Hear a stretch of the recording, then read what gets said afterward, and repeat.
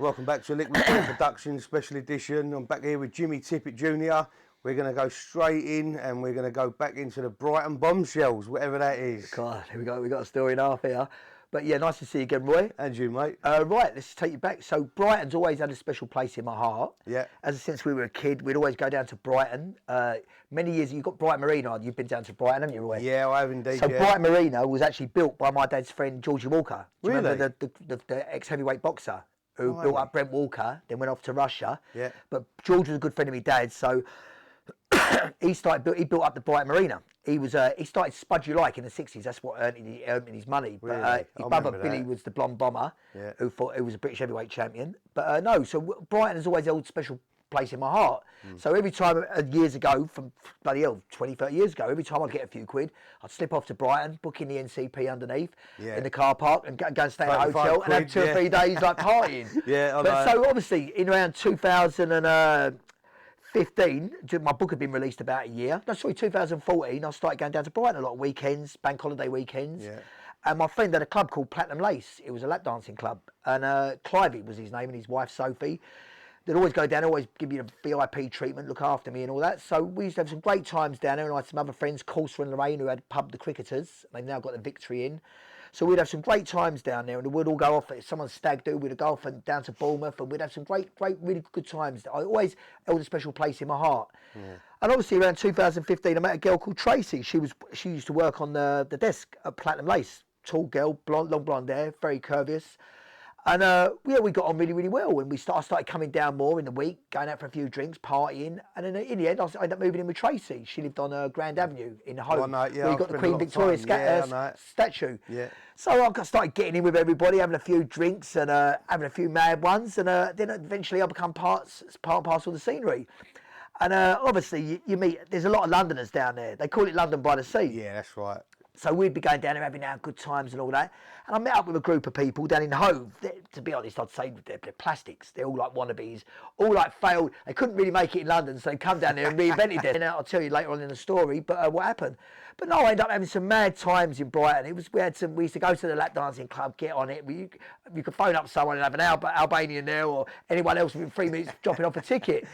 Yeah. So I was with a guy one day. He went, "Oh, can you give us a lift down here, Jim?" So I had a little lease car, a little Corsa at the time. I was driven down this little lane. Next thing you know, we've had a blue BMW 5 Series pull up behind us, flash the lights. It had a blue light. I thought, fucking, he went, "Excuse me," and one of the guys all got police like bulletproof vests on. He went, "Put the cuffs on," but before I could think, he's gone, "We're detaining you on a drug search." I went, "Yeah," and they've got us in the back of the BMW, but then they smashed the geezer on with this Lee in the face. I went, "Where's the fucking drugs? Where's the drugs?" Like Scousers. I went, "Whoa," and I thought, fuck. Then they're driving off. One's in my car behind. And I thought, hang on a minute, this has been like a setup. And I've been sitting in the back between this geezer and him, and there's 2 guys in the front. So as we get towards, they were turning off to go towards somewhere in Brighton. It was just near the Lewis Road. I remember sort of pulling at the back door, and it opened. And I've jumped out and run along and flagged the van down. I knew they weren't Old Bill. They were talking Scousers, they smashed him in the face. Old Bill don't do that. No, cool. So I flagged the geezer. The geezer got me in. I went, "Take me to the police station. It's the only place I'm going to get cuffs off at fucking 8 o'clock on a Saturday night." Yeah. I walked in there, but they was filming that programme, The False. Do you remember? It was on TV. Yeah. So I remember the geezer going, "Oh, mate, this is great viewing. This is great viewing. Do you mind signing a disclaimer?" And I said, "Yeah, of course I will." They leave you in it? Yeah, the copper's got the raging They've ended up doing the thing, took the cuffs off, and I've had to say, listen, I've been pulled over. They've managed to get my phone and get my car within 24 hours, but then they've sent my car off for forensics. Yeah. But what happened was, a cheeky little cunt who was in the car with me, he had a cigarette box, and he had like 4 or 5 wraps in there. No. But the coppers had done a forensics on the car, but didn't see the fucking 4 packets of fucking thing in the cigarette cigarette box. So I went to pick the car up on the Monday. Nothing. I never heard nothing more from it. But obviously that gave me a thing. If everyone was pulled by the old bill, I wasn't pulling over. Yeah. But obviously then my mate pulled me from the club. He was a total straight goer, Clive, lovely guy from up Newcastle, Durham way. And he said, Jimmy, so I've had the police in here. They think you're like running like a Tony Soprano style fucking meetings here. He said, you're coming in with all sorts of characters in a lap dancing club, and they think like you're sort of some sort of meeting point. Yeah, they sort of put me on nerve. And then one time I've gone out, and then everyone started telling me he was a grasshead, he was no good. He was always never had any mates, always on his own. Yeah. Horrible, vile creature he is. And so I ended up getting bail. They took me to Islington police station. I got bail. Ended up then getting a bit of porridge. I got 30 months, which was unheard of. Judge Pele, I remember his name was. And he said, I went on the Friday, I knew I was going to get a bit of porridge. And then he went to me, no, Mr. Tippett, I'm going to remind you on bail to come back Tuesday. He said, hoping you don't turn up so I can give you some more. I went, but I said to my solicitor, he went, no, he's trying to scare you. You coming back on Tuesday, you're definitely not going to jail. Don't even bring a bag. But I always take a bag. So I've ended up going back and I ended up getting 30 months. Obviously, he went, I'm going to make an example of you. He had all the press in the dock. There was news cameras outside the court. Blimey, really? I was fucked. Yeah, proper. I was gone. And they had the woman in there. I'd never even done the theft. It was this woman's mum was a high society woman, phoned me, and it was a text message. My solicitor went, you've got to go guilty, otherwise you're going to be found guilty. So he said, you won't get a custodial sentence, which the judge was obviously, he had a bee in his bonnet about me, a bit of security, intelligence in front of him. So I got 30 months. So I ended up going to Thameside, which they call Gangside, next to Belmarsh in Woolwich. Blimey, that's a lovely place that is, isn't it? Yeah, and then I went to Brixton, which was, that was a piss hole. That was horrible. But I went to Brixton, managed to swerve myself out there. There was a woman there, a black lady. She was funny. They used to call her Mac 10. She was just spit so fast and talk. They used to call her Mac 10 after a machine gun. But I copped for the security governor in there and I said, look, I'm having a few problems with family. Can I get back towards Brighton?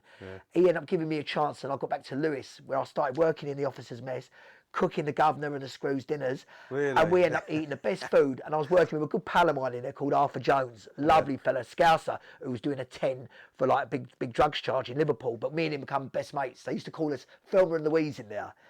So out of the blue, one day, the rat in Brighton, this little horrible creature, Anton, he comes walking up the stairs with his cap in his hand, like, oh, sorry, Jim. He went, what's happened to you? He went, that fucking dog Gareth, that fucking geezer, he's put me in prison. Look, he showed us all the paperwork. This Gareth had put him in prison over threats to kill. And he'd been moved by Kent Police over to Ramsgate, where he ended up working as a barber. But then this geezer would message every bird on Facebook, absolute sex pest. Every girl I've been out with, he tried to get into, but he's got no style, he's got no money, absolute fool. String vest. Sure, proper string vest, but absolute pest. Never had nothing in his life, never go anywhere. And one of those wants to cut hair for a tenner a time. Fucking hell, fuck that. And he was not putting barbering down, but he's meant to try and think he's something special. Geezer ain't got a fucking nothing about him. The gangland barber. So Anton ended up putting Anton in prison. But then what happened was I got out and got involved with some people in Brighton. Something went a bit wrong one day on a bit of work, and then obviously I'm out and about. December 17th, December 2019. I'm walking in York, and I think I told this story before.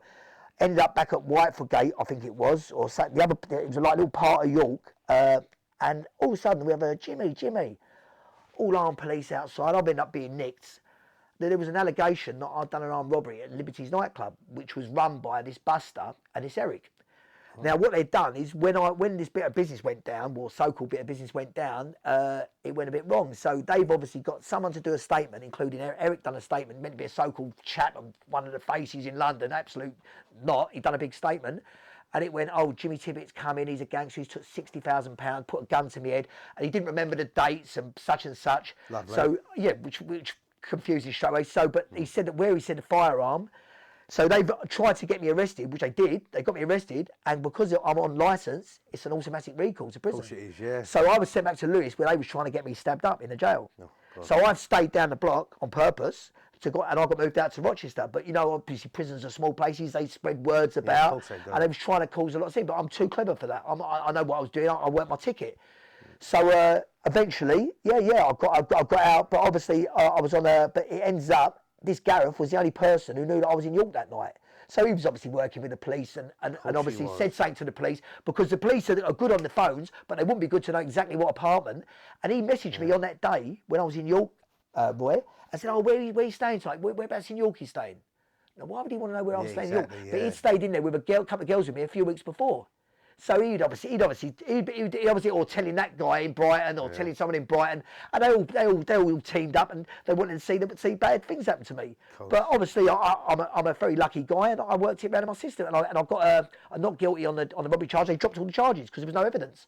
My friend Paul Anderson, who you met, the guy near Manchester, who's got all the properties, I was with him on the day of the alleged robbery, on the 27th of November. He went round to all the bars and restaurants before they lost their CCTV, because they keep it for 3 weeks. And he managed to get all the CCTV, really good friend of mine, Paul, and he'd done a statement and got the woman at the hotel, who's a sales director, Debbie, to do a statement to say that I was with him on such and such a day, and that got all the evidence dropped, that the police dropped the charges. Really? So then I had to go back to the parole board, write all this stuff down in the parole report, and rather than do an oral report, I'd done a paper review.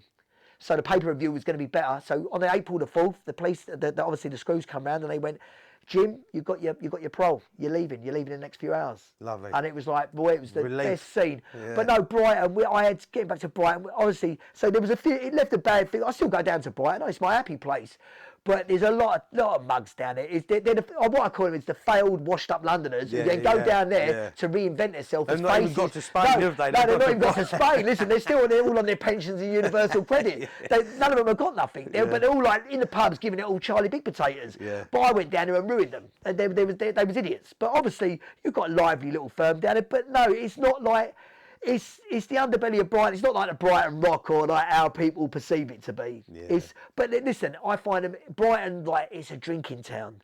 You go to Brighton, you're out on the piss every day, you're on the Charlie all the time. And you're in a club till 4 a.m. I saw people dying in their 40s and 50s all the time. If really? I would have my mum, when she died, she went, please promise me one thing, you won't bring back to Brighton. She knew it was one way. That's all you do down there, isn't it? Yeah, I've on spent a lot of time and the down Charlie, there. and it's not that there's no life for you down there. I see the people, they're washed up bums sitting in the pubs all day, talking absolute bollocks of things what they've never done in their life. Yeah. And I want to go places in life now, boy. But obviously, living down there for a few years, I caused much trouble and mayhem everywhere I went down there. Everywhere I go. But now I'm quiet. I'm like, people don't really notice me, apart from I told you I was in Winter Wonderland last night. The travelling boy went, oh, you're Jimmy Tippett. But you'd obviously seen one of the podcasts. Yeah. But no, it was no Brighton. It was I met up with the wrong people again. But I think when you're using drink and drugs, you meet the shit. Places, you go to the right places, you meet shit, you go to lap dancing clubs, all the girls want to fucking take your money. Yeah. It's no one's fully sincere. Apart from I had some good friends, Corsa and Lorraine, Clive and Sophie, and they was really good people. They're loyal to me. They used to come and send me letters in prison, come and visit me in prison. They was loyal people. Yeah. And I still see a lot of today.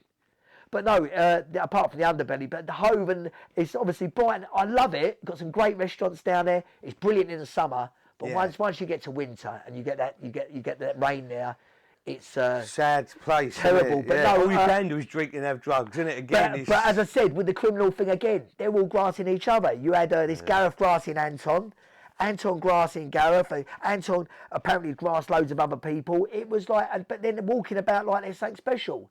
When in reality, they're all... It's a small community as well. It's like a little gossip society. They're all in the shitty little pubs, all sitting in there with their pints of lager, all scratching about. You've got another geezer down there, this fucking Jimmy, he stuttered every word. He was one of Buster's relations, selling fucking cocaine all day long, ends up doing big sentences, coming out, doing exactly the same.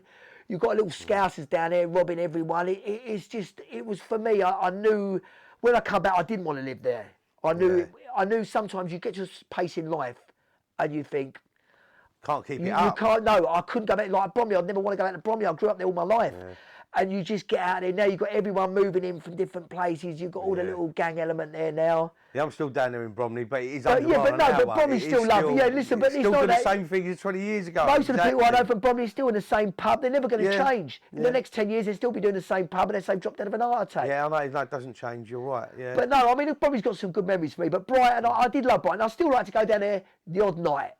Yeah, when I used to go down for 3 nights, I can handle one night down there, recovery the next day in a sauna and swim, and a nice meal down there, and then Riddle and Finn's in Meeting House Lane, my favourite restaurant, and then back home. Yeah, I know. It's lovely down Brighton. We do. But spend no, a bit of time. I had some great times down there. I mean, I had quite a few fights down there. My poor friend who used to run Platinum Lace, he went, "Oh, Jim, not again, not again." But we had the bestest laughs down there as well. Brighton was my most happy time. Criminal activities down there. What happened down there with that? Criminal, as I said to you, I wasn't really. I was involved in the middleman. Put this together, put that together. Right, okay. But obviously, I met all the toe rags down there, and I'd get a few parcels and like of jewellery, given to this person, given that person. But everyone's too greedy down there, boy. Everyone wants their fucking pie and eat it. Yeah. They was all like bunters. They all wanted the whole fucking pie to themselves. Where I wouldn't suffer that. In the end, I started thinking, fuck you, I'll take the fucking lot. There's nothing you can fucking do about it. Yeah. But I'm not proud of that, but that's how I was behaving. And I think drugs and drink, I mean, cocaine makes the coward brave. I was never a coward. I'd have a fight with anyone. But it just makes them brave. Cocaine, it just changes. You live for that fucking moment or going out partying. And if you're a gambler, you tend to gamble and gamble and gamble. Down there, there's a big thing with the horse tipping. They're all involved in all the, because you've got the race course, haven't you? Yeah, Lewis racetrack. Yeah. And they're all big gamblers down there. They're all into the horse tipping. And at one stage, there was a lot of money around that. So there's a few fellas down there who's very, very heavy duty with money. And they used to give me, look after me because they know that I could handle myself and I'd walk in with them or they'd go, because they knew I was lively, they'd want you around them. Yeah. And but again and again, you're being used. Well, that's it. Yeah, that's the thing. I mean, do you find you got quite a bit of that throughout? Throughout my life, I think more so when the people know you could have a tear up and a bit of a row, they want you around them. Yeah, of course they do. They always have done. Like look at Paul Stockton.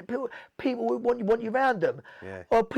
And with boxing, I think it's a small boxing and crime go hand in hand. Yeah, they do. And there was a lot of ex-boxers in Brighton. There was a very big ex-boxers organisation there, boxing association.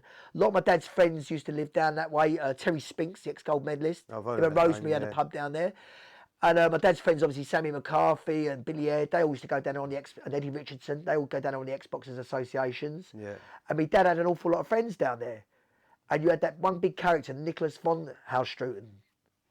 Do you remember him? No, I don't. They called him the slum landlord. He had a £100 million house up that way, but he owns about 700 properties in Brighton and Hove. Right. But funny enough, I better get. They don't sound good though. No. But he had slung hand grenades through houses to get rid of tenants. He was like the real. Really? He went to prison on. He was friends with Mugabe.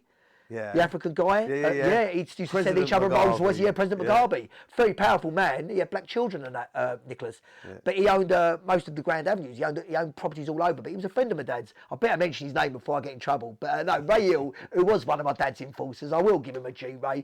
He was a big, powerful man. He did do a lot of stuff with my dad. But my dad used to take Ray down to Brighton when they had a problem with Nicholas. But they all end up being good friends and end up getting well and earning a few quid together. So obviously I used to see Nicholas down there a lot, but he put me wise about a lot of the idiots down there.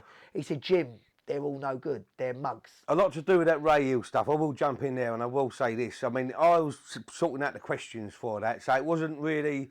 You wasn't in a position to mention him because I didn't bring up any of them questions. No. I spoke to Ray, and Ray, listen, I think, Ray's, listen, he ain't a bad fella, Ray, listen, but I think, obviously the story didn't adapt to Ray at that time, but no, obviously, Ray was one of my dad's enforcers and they used to go to work together. They had a lot of money. Ray was a powerful man, very powerful. He was going to fight Lenny McLean. You don't fight Lenny McLean being a mug. No, you don't, no. And no, Ray was a powerful man. He was a good friend of my dad's. But obviously my dad had so many people around him. And my dad it's like someone said, I was reading one of the comments the other day, said, what doorman's become a crime boss? I thought, fucking Al Capone for one of them. There you go. My dad was never actually a doorman. You can't mention them all either though. No, but my dad was never a doorman, boy. He had his own security team. Yeah. The El Partido, which was a club with him and Joey Collier it was the Westerner in Peckham many years ago. Right. But my dad, they all said, when Bernie O'Mahony done the interview on Faces, that my dad was a doorman at Mr. Smith's that night. He wasn't a doorman.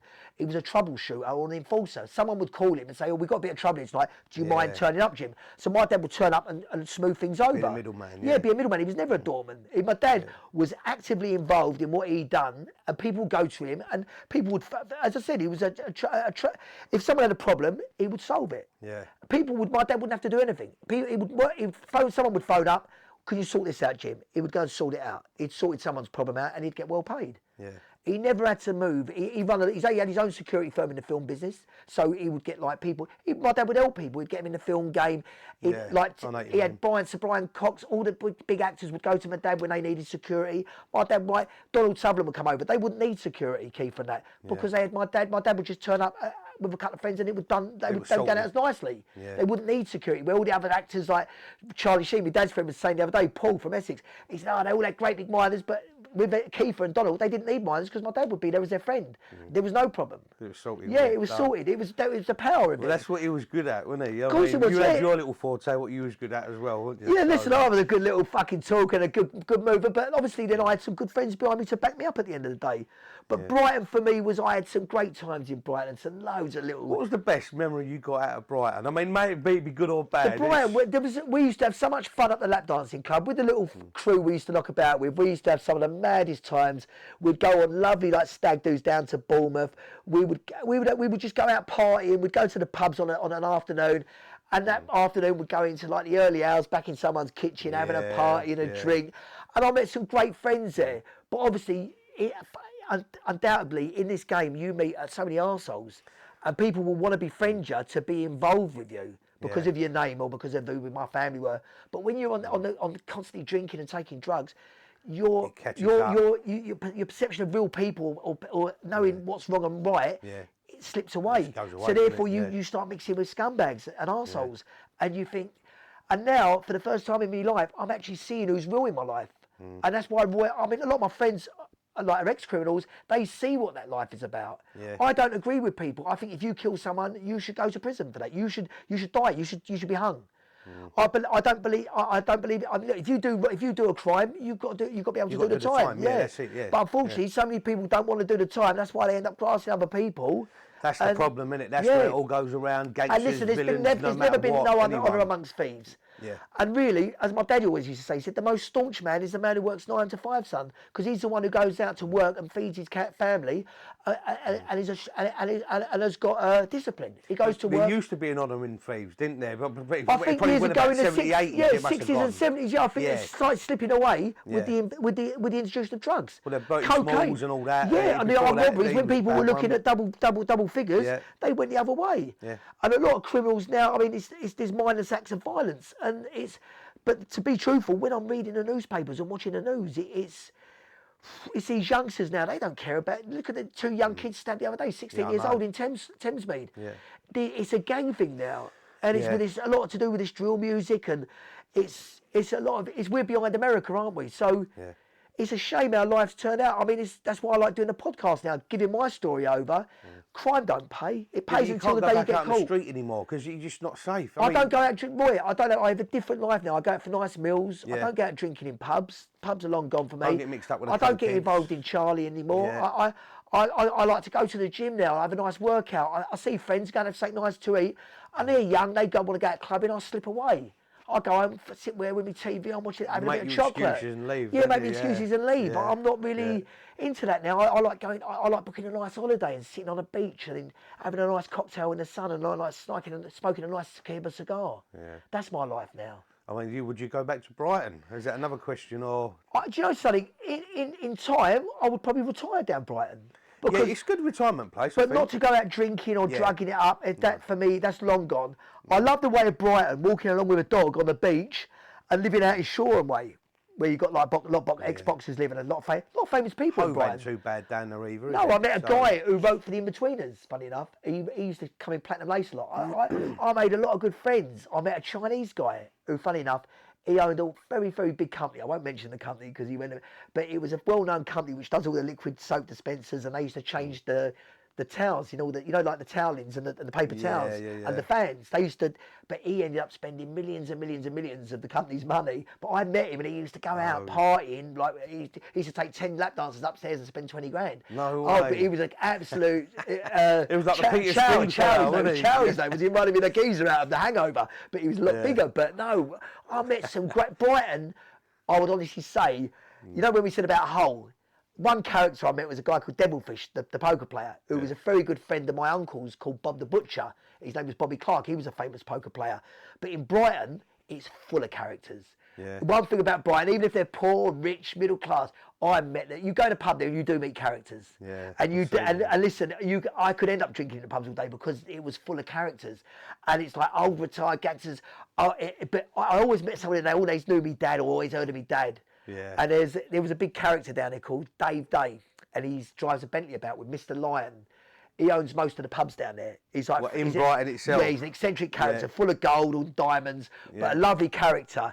And he knew my dad very well. And he went, "Cool, one day your dad's a legendary figure. Cool, what an hard man." Yeah. And Dave was like one of the biggest faces in Brighton. But to hear that, it's lovely when someone talks highly of my dad, and I love that. But funny enough, wherever I go, boy, whether it's Liverpool, Leeds, Manchester, everyone knows me dad, and they've got the utmost respect for him. Considering he died 6 years ago, he's still left a big, hell of a legacy. Yeah. And that's why I need his book out there and to say all these wonderful stories.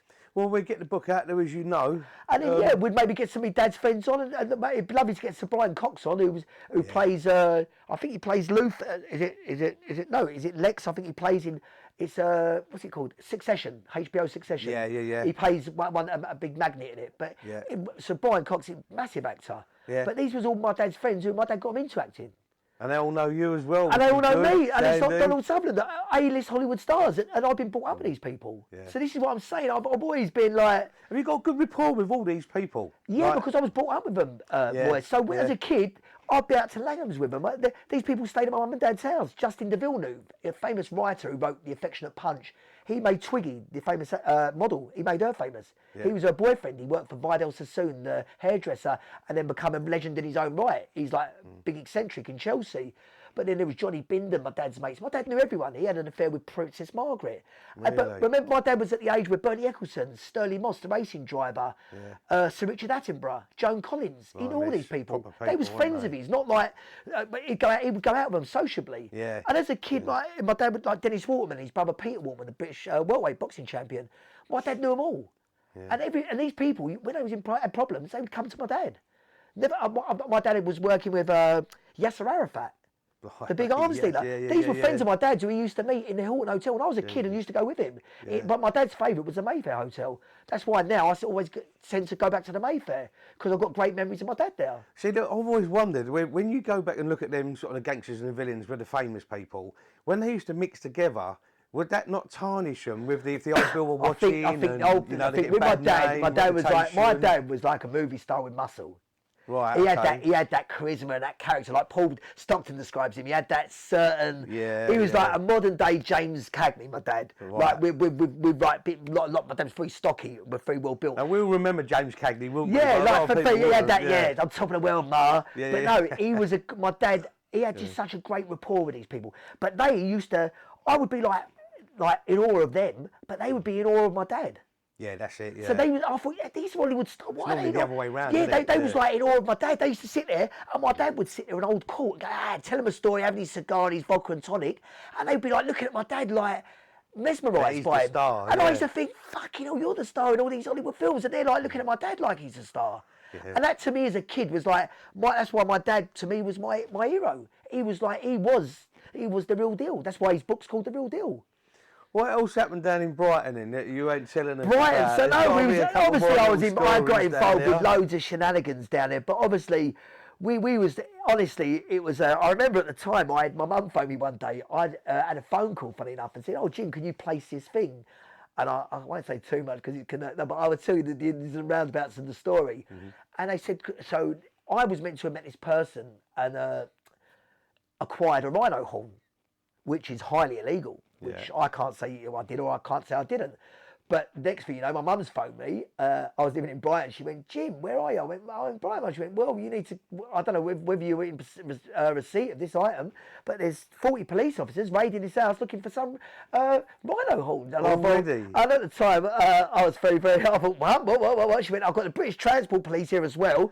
I was thinking, oh, hang on a minute, I met somebody at a train station, blah, blah, blah. It put the wind right up me. And obviously I got called into a meeting with British Transport Police, done a statement, told my side of the story, and it was 10 months, and then all charges were dropped. Oh, nothing was to go forward. But obviously, having rhino horn carries a very big prison sentence. Does it? I mean, I've never known that one. But obviously, being the person I am in Brighton, I would be the man to go to if you had something or you wanted something done, or it was like it was just a fascinating place of characters and people coming forward. When you think about Brighton, it's such it's a big place, but it's a small community. Do you know what it reminds me you couldn't of? do anything down there. It's probably not the size of Bromley, is it? No, that's what I'm it's saying. smaller So than when you Bromley. do something, everyone must know about it. This is what I'm saying. So it's like village-like mentality, and everyone's gossiping, and so it's that's what I'm saying. The police haven't even got to be very good at their job down there. No, exactly. They just listen out. So Sussex police, and obviously they will let you bide your time, and then you're gone. Yeah. But I found them to be, they was a bit similar to Humberside police. Right, what, the brutality or the I think that they weren't too, I think there was a lot of corruption there with Sussex police and Humberside police. The Met police, I personally didn't see any corruption or anything like that. Yeah, there's a lot of corruption everywhere, mate, at the minute. But the police, the commanders come forward and said that himself, didn't they? We covered the Essex boys story, and that is one that's absolutely riddled with... Well, obviously I knew one of the guys, David Norris. Yeah. His dad, Clifford Norris, and he was meant to have, so they say in the newspapers, paid the police off at that time. That's what I heard as well. But well, obviously it's a very touchy subject I don't really want to go in on to, the Stephen Lawrence case, but... And I mean, corruption is I know for a fact David Norris didn't do it. So, but how can a man spend a life in prison for something he didn't do? I know. Well, there's two people doing it on the Essex case, isn't there? So it's just fascinating how they get away with it. Yeah, I mean, look at my uncle. My uncle shot and killed the most highest-ranking police officer. Freddie Saul killed Chief Superintendent Richardson in 1971, 6 weeks before I was born. Really? And he was, they've just Stephen Gillen, funny enough, has just done a big book on it. Yeah. Yeah, we know Steve. So so Steve's just done a big book on it, which is a really interesting book. So your next lot of books is one. Obviously, you've got one coming out about your dad. Yeah, I've got The Real Deal coming out with my dad. I've got the Gangster and the Gourmet, the Gorgeous Gourmet, which is a cookery book, and I'm going to do a revised edition of Born Gangster. And are you doing the one with the cookery one? Yeah, I'm doing that with one called Susie Hayes. Have you got to physically write? Basically, basically we're going to do our own. We're going to go around and we've already interviewed a few gangsters and we've got their famous recipes. So we get John Elite, the New York Mafia guy who was with the Gotti family. Yeah. He's given us a few recipes and which we will put in and with his sort of own recipe and with a nice photo of him and when I was in Mayfair with him in 2019.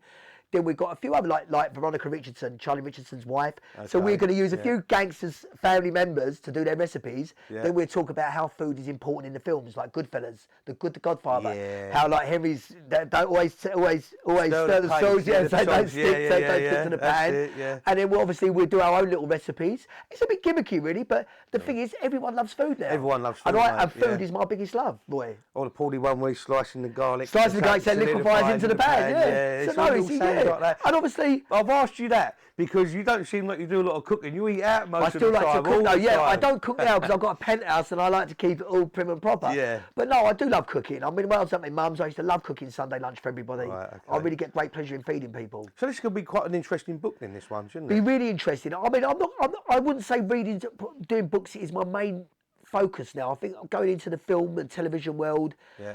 And obviously, maybe a bit of journalism. I'd like to go back and learn something, and maybe start putting some stories to the newspapers. And I find journalism a really interesting subject. You might have your own little column. Yeah, write my own little column. I've got enough friends in the papers to sort of go forward. Well, people love crime. That's one thing. They're always going to love crime, and I think maybe looking at pursuing my own YouTube channel. Maybe setting something up. That's another one. But at the moment, I've got a few good acting things coming up, which are in the fire. So let's hear about them. I can't say too much at the moment because there's non-disclosure agreements. But they are talking roles, or there's one with a potential 6-month contract on a big TV soap. Oh, wicked! Which will be it's a bit of a bad character, but obviously listen, and there's a chance to spin that character around and maybe going for another. They only do 6-month contracts now, and maybe going for another 6 months. Well, you're hardly going to play a good character, right? Well, no, not being me. No. That well. But apparently one of the producers saw a video of me and Paige doing a hot chili challenge. Yeah. So and really liked our rapport and liked how I speak. So no, as I say, I've got to thank Liquid Bullets as well because obviously you've got my podcasts out there and letting the audience hear me and hear my stories. Well, we got plenty more where that coming from, mate. Listen, there is. I'm just a novice at the minute, but no, I'm enjoying it and telling my side of the story. Well, it's been fantastic with just having you on because there's so many different avenues we can explore. Obviously, you've got the books and the cooking. Yeah, listen, and I'd love to come back on. Yeah, brilliant. You know, your dad as well. It's been an awful lot there. And I'd like to bring some of my dad's friends on, or maybe double up with somebody and have a good. Yeah. I'd like to see you and John Elite. John Elite, yeah, Elite, I'll speak to John Elite, and that'd be nice. Yeah, give her the American and the English side of things. That'll be absolutely brilliant TV. I think let's that'd be I'll good speak because to people love crime. They well, love let's it, do that. mate. And the American, the English side, yeah, let's do that. Well, if we can get that together, sort that out for us. 100%. Everyone can hear you now, so like you're. I know, I look forward to that, right? Brilliant. Live on camera. Fantastic, so thank you. That'll be brilliant, mate. But before we go, I mean, there's obviously a hell of a lot of stuff that's gone on in between Hull and Brighton. Yeah. What was your sort of worst memory out of all of it that you've sort of come across with being in them two areas, the Brighton and the Hull? To be honest, Hull is like, as I said, it's the arsehole of the world. It's a real shitty place, a lot of shitty people. Remember, there's a north-south divide. The northerners live totally different to how southerners live. There is a total, how I see a night out in Hull is totally different to how you see a night out in Brighton or London. Yeah. The people are a lot more loyal and genuine down in London and Brighton. The people stick together more, but I suppose the northerners stick together with their northerners. But don't get me wrong, I've got some great friends up north. I've got Ash, I've got my friend Nick up there, Dino, I've got some real good friends up there. And Phil, who I still stay in touch with, and I go out all the time if I could. But no, in Brighton, I've still got some really close friends. But I'm a bit more choosy in my friends now. Yeah. Where before I'd go out with anyone, or you'd go out wherever the party was going, you'd end up drifting off with this person, that person. Yeah. Where now I'm very careful with who I choose to be my friends. I've found that as well. As you get older, you get more you get wiser. Yeah. And I find that people get very jealous because I have a very extremely good lifestyle. I've got a lot of rich friends who take me out and show me very nice sights and places. Yeah. And a lot of people get jealous of that. Yeah, they do. Yeah, I mean, because I say, we're looking at your social media. I mean, there's always a restaurant. There's always going out in lovely places. You're drinking. Yeah, we travel first class. We go out in beautiful cars. And I've got a lot of good friends who've got beautiful mansions, and we have extremely good parties, and surrounded by beautiful women. And a lot of people do.